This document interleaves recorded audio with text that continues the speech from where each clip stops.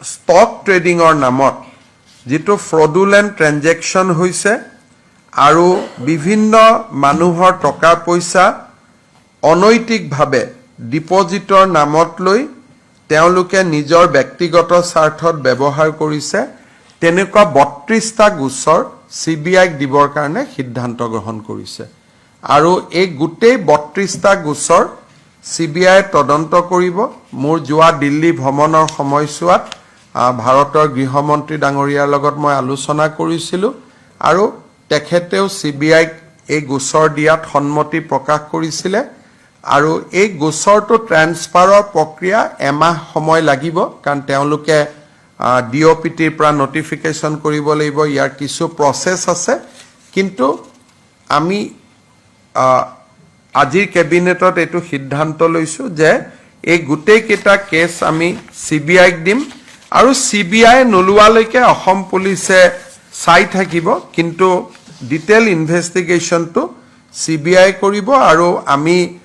আশা কৰিম যে যিমান সোনকালে পাৰি সিবিআই লব পাৰে আমাৰ মুখ্য সচিবেও ডাইৰেক্টৰ সিবিআই লগত কথা পাতিছে তেওঁ সন্মতি জনাইছে যে আমি কেছ কেটা লম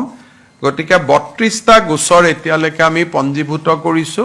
32টা গোচৰ আমি সিবিআইক দিম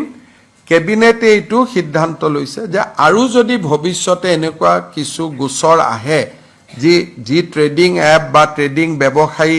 এতিয়াও আমাৰ চকুত পৰা নাই কিন্তু গাঁৱে ভূঞে সৰু খুৰাকৈ কৰি আছে তেনেকুৱা গোচৰ যদি আমাৰ নটিছলৈ আহে আমি তেওঁলোককো এই 32টা গোচৰৰ লগত সংযোজিত কৰি দিম যাতে এটা নিৰপেক্ষ তদন্ত হ'ব পাৰে ষ্টক ট্ৰেডিঙৰ নামত যেটো ফ্ৰডুলেন্ট ট্ৰানজেকশন হৈছে আৰু বিভিন্ন মানুহৰ টকা পইচা অনৈতিকভাৱে ডিপজিটৰ নামত লৈ তেওঁলোকে নিজৰ ব্যক্তিগত স্বাৰ্থত ব্যৱহাৰ কৰিছে তেনেকুৱা 32টা গোচৰ সিবিআইক দিবৰ কাৰণে সিদ্ধান্ত গ্ৰহণ কৰিছে আৰু এই গোটেই 32টা গোচৰ সিবিআই তদন্ত কৰিব মোৰ যোৱা দিল্লী ভ্ৰমণৰ সময়ছোৱাত ভাৰতৰ গৃহমন্ত্ৰী ডাঙৰীয়াৰ লগত মই আলোচনা কৰিছিলো আৰু তেখেতেও সিবিআইক এই গোচৰ দিয়াত সন্মতি প্ৰকাশ কৰিছিলে আৰু এই গোচৰটো ট্ৰান্সফাৰৰ প্ৰক্ৰিয়া এমাহ সময় লাগিব কাৰণ তেওঁলোকে ডিঅপিটিৰ পৰা নটিফিকেশন কৰিব লাগিব ইয়াৰ কিছু প্ৰসেস আছে কিন্তু আমি আজিৰ কেবিনেটত এটো সিদ্ধান্ত লৈছো যে এই গোটেই কেটা কেছ আমি সিবিআইক দিম আৰু সিবিআই নলুৱালৈকে অসম পুলিচে চাই থাকিব কিন্তু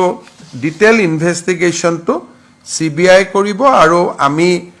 আশা কৰিম যে যিমান সোনকালে পাৰি সিবিআই লব পাৰে আমাৰ মুখ্য সচিবেও ডাইৰেক্টৰ সিবিআইৰ লগত কথা পাতিছে তেওঁ সন্মতি জনাইছে যে আমি কেছ কেটা লম গতিকে 32টা গোচৰ এতিয়ালৈকে আমি পঞ্জীভূত কৰিছো 32টা গোচৰ আমি সিবিআইক দিম কেবিনেটে এইটো সিদ্ধান্ত লৈছে যে আৰু যদি ভৱিষ্যতে এনেকুৱা কিছু গোচৰ আহে যি ট্ৰেডিং এপ বা ট্ৰেডিং ব্যৱসায়ী এতিয়াও আমাৰ চকুত পৰা নাই কিন্তু গাঁৱে ভূঞে সৰু খুৰাকৈ কৰি আছে তেনেকুৱা গোচৰ যদি আমাৰ নটিছলৈ আহে